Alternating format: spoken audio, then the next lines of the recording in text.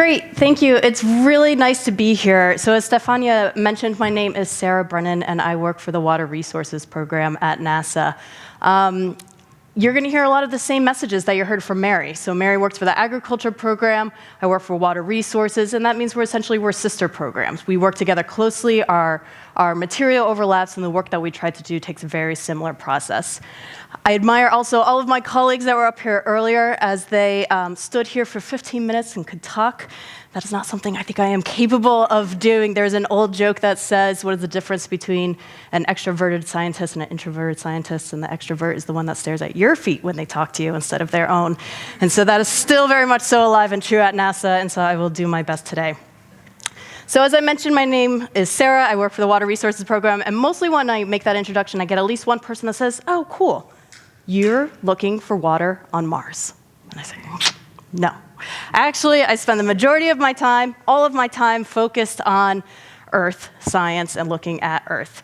And so when I joined NASA 6 years ago, I didn't come from a remote sensing and satellite background.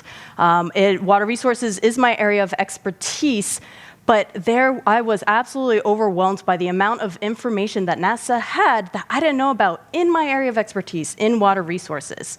And so when I go to new events and conferences, I often hear people say, NASA does that?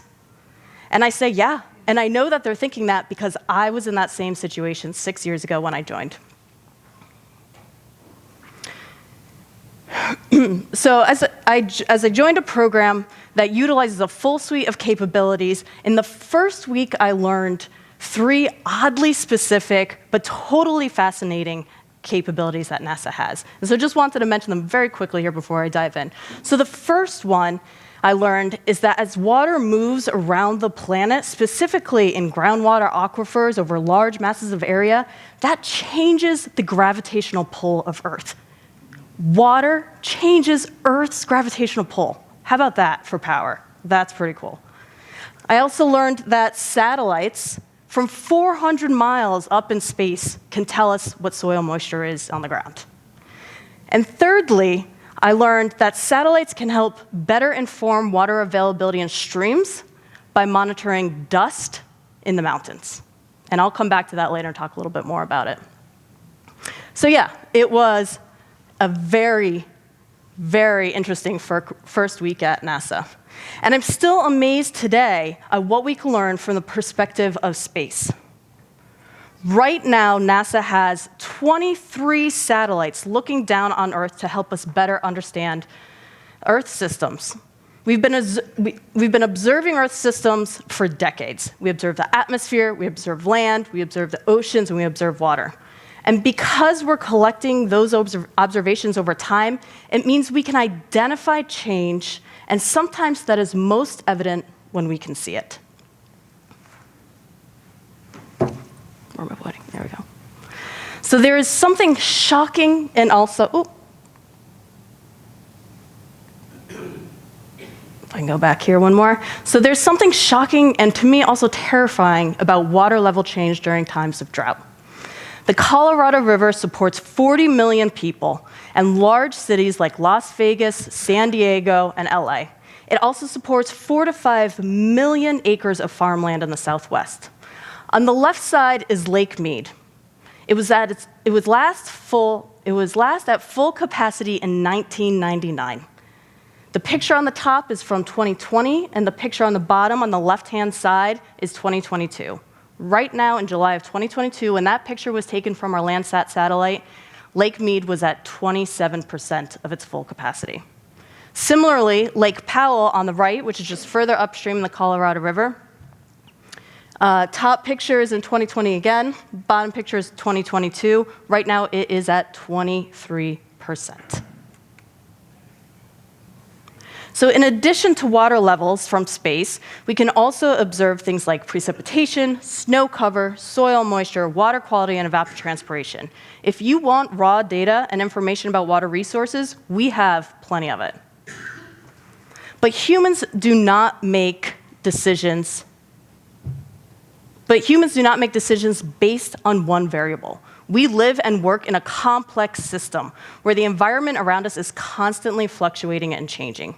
And the information that we can gather provides insight to resource managers, especially in areas that are simply inaccessible or sparsely measured by ground instruments. It is a significant piece of the puzzle for many critical decisions.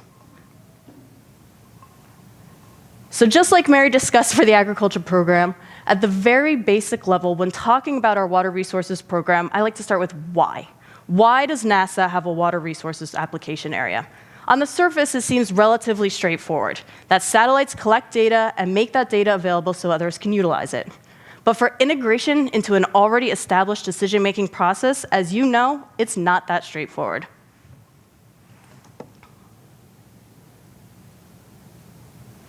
So what motivates us? Well, it's statements like this from partners, that through working with NASA, decision makers like you can utilize NASA data for sustained beneficial impact on operations.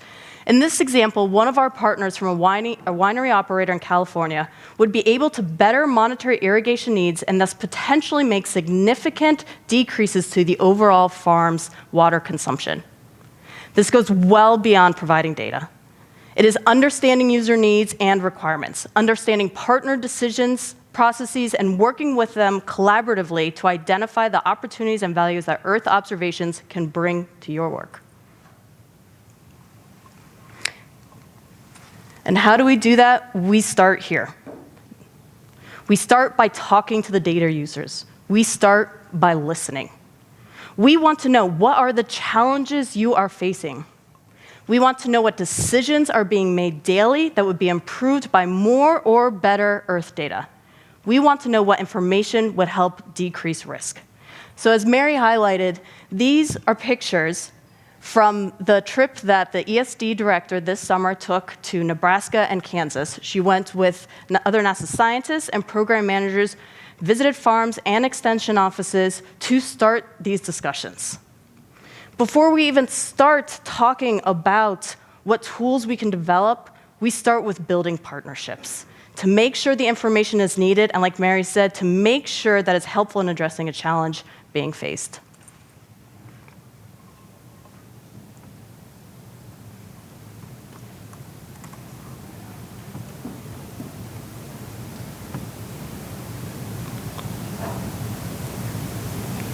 So to do this, we work with a whole range of partners that can utilize Earth observations in their workflow and the services they provide.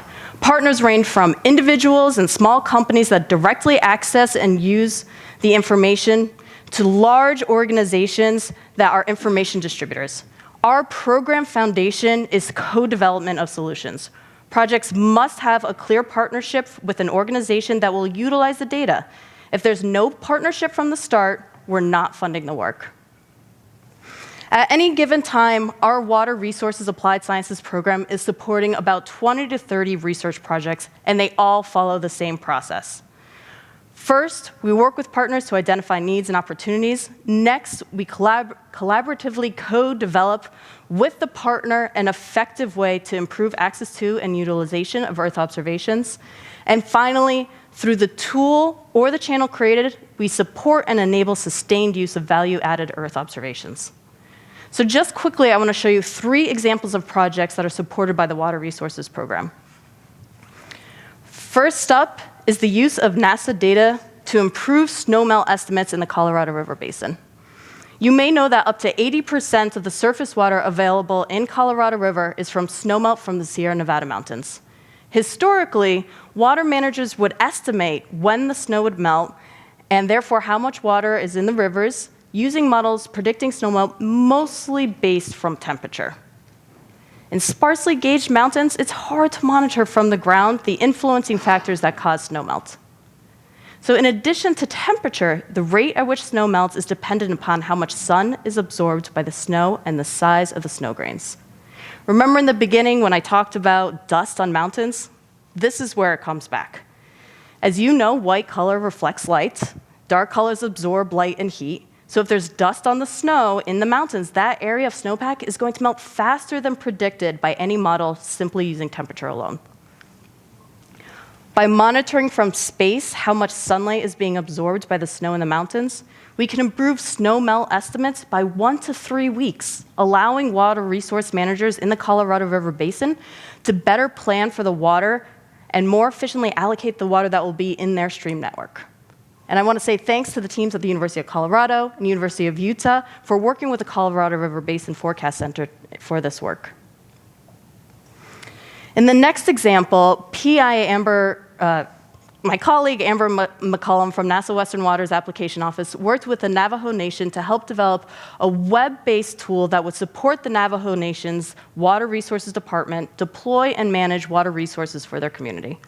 Like much of the West, the Navajo Nation has been experiencing drought, and in those times, water is often trucked in because there is such limited water availability. They only have a few ground-based sensors that can monitor drought status throughout the community.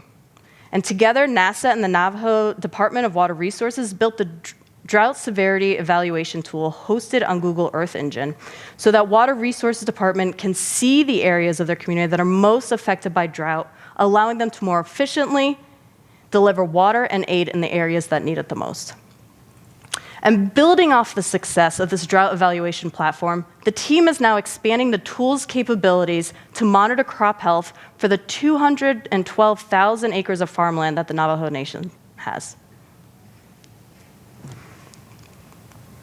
And so for my third example, I want to highlight OpenET, which is a system for mapping field-scale evapotranspiration easily available to water resources managers and agriculture producers across the western US. It can provide ET information down to the quarter acre. OpenET is an excellent example of a community-identified need that motivated NASA scientists and partners. Going back to Laura's comments, it's going to take public and private partnerships and all of us coming together to bring the best available information and the data into one singular, accessible place. The range of users and value for OpenET is very diverse. Data is already being used to support more than a dozen use cases across the West. Farmers in California and Nevada are using OpenET to help make irrigation decisions during a time of water shortage, and forest managers in Arizona are using it to see how different forest management practices alter an ecosystem's water consumption. So all of this to say, why am I here today? Just like Mary asked, why are we here today? And it's not just to show you fascinating, which I think are fascinating, visualizations and maps of water data collected from space, although that is part of it. No, the goal here is to do two things. First, hopefully elicit the same response that I had 6 years ago. Wow, NASA does that? But two, and more importantly, to inspire you to also say, how can I get involved? You have the power to help shape our program and influence the research we do. So use these resources, tell us what you need, and we will do the best to deliver it. Thank you for your time.